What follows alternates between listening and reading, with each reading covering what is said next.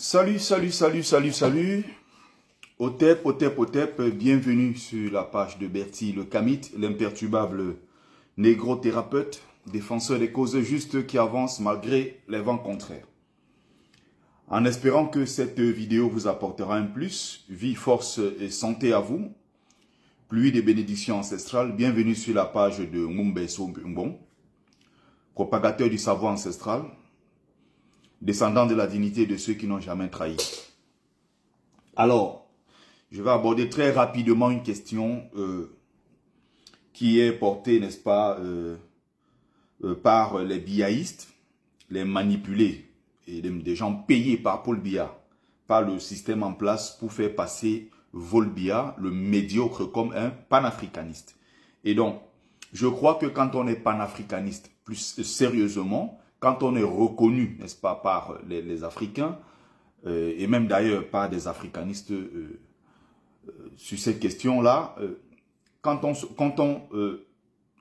est reconnu, je veux dire, par ses actes, on est porté spontanément par ceux-là qui reconnaissent qu'on se bat pour eux, pour leur cause. Et donc, quand vous avez des gens comme Paul Biya qui n'ont aucun acte panafricain, aucun acte qu'on pourrait mettre sur le compte du panafricanisme, voilà, on comprend pourquoi ces gens sont obligés de payer, n'est-ce pas, obliger les médias comme Afrique Merdia, qui est basé au Cameroun, et qui d'ailleurs ne critique jamais le régime de Paul Biya, passe son temps à critiquer Ouattara, critiquer l'AES, critiquer Gbagbo, critiquer, je veux dire, le Sénégal, critiquer les autres pays africains, sauf le régime de Paul Biya. Comment ces gens-là arrivent à critiquer le régime des autres régimes, mais épargnent le régime de Paul Biya, qu'il passe d'ailleurs pour un panafricaniste? Pourquoi ces gens sont obligés de se servir de quelqu'un qui s'appelle Bêtise de guerre, cette racaille des cités de France, repris de justice, tous ces racailles-là qui se passent pour le grand défenseur de Paul Biya, Bêtise de guerre, qui est là partout pour faire passer Paul Biya pour un panafricaniste. Il ne suffit pas de le déclarer, de le dire. Quel est l'acte panafricaniste posé par Paul Biya?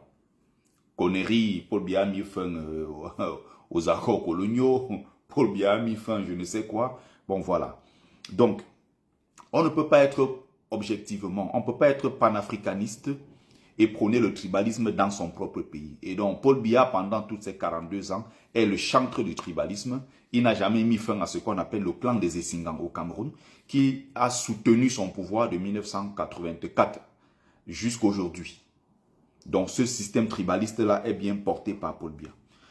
Paul Biya est-il panafricaniste? Non. Quelqu'un ne peut pas être panafricaniste et être un grand soutien et l'ami de Nicolas Sarkozy, qui a bombardé la Libye, qui a tué Muammar Kadhafi. Je ne dis pas que Kadhafi ici est un saint. D'un autre côté, Kadhafi est un diable.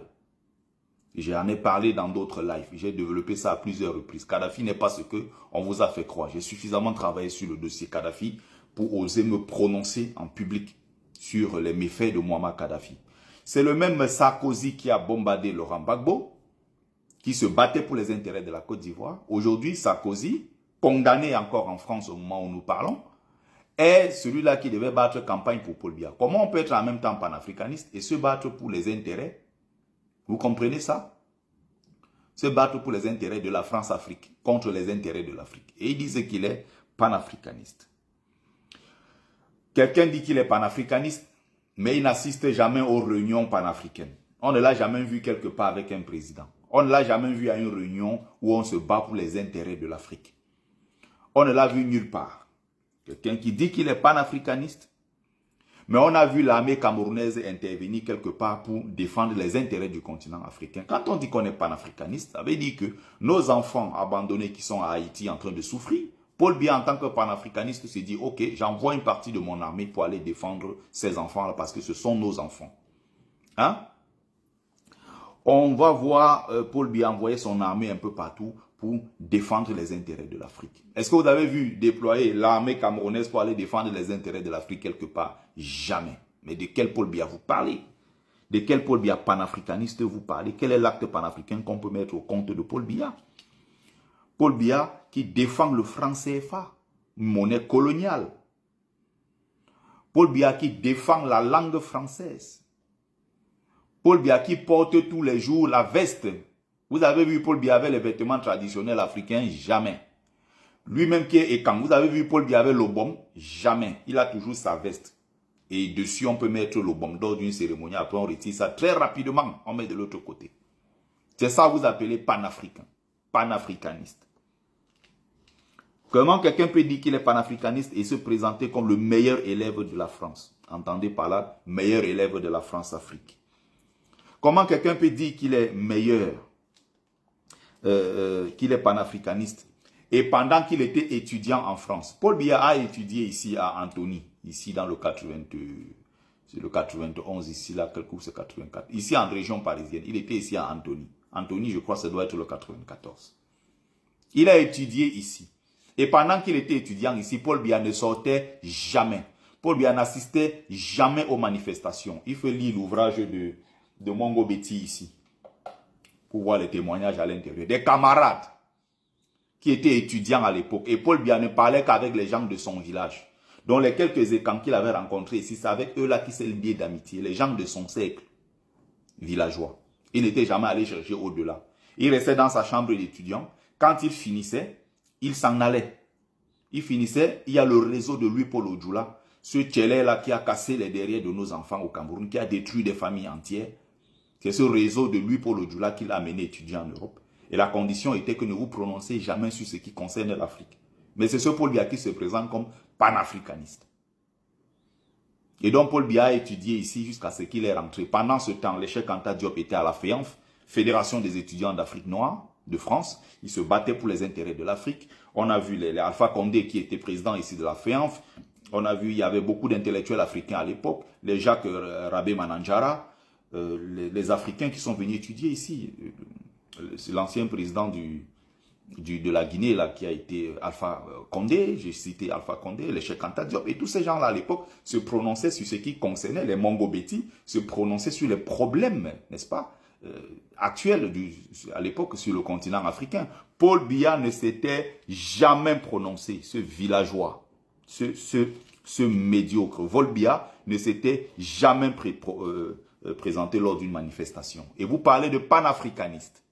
En quoi il est donc panafricaniste quand il est parrainé par le réseau de Louis Paul Odjoula, qui installait à l'époque en Afrique des présidents, avec le réseau qu'il a installé au pouvoir, notamment avec Albin Chalandon, à l'époque directeur de PDG de ELF, de tous ces réseaux france-africains.